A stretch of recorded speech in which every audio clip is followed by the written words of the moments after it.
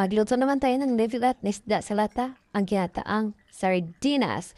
Tara na, magpainit lang ako ng mantika. Tapos, ginisa ko na sa bayong sibuyas, kamatis, bawang at saka luya. Inahalo-halo ko lang ang ganyan ng itsura. Nilagay ko na yung gata na 220 ml na sapa.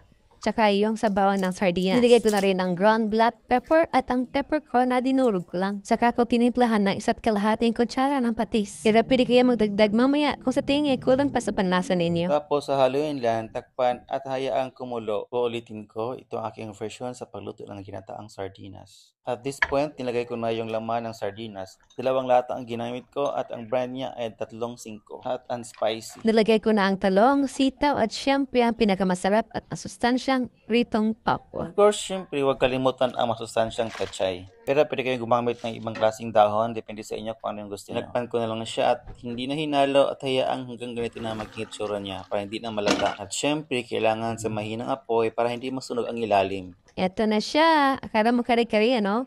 Irito ay sardinas na ginataan na may taupo. Masarap na masustansya pa.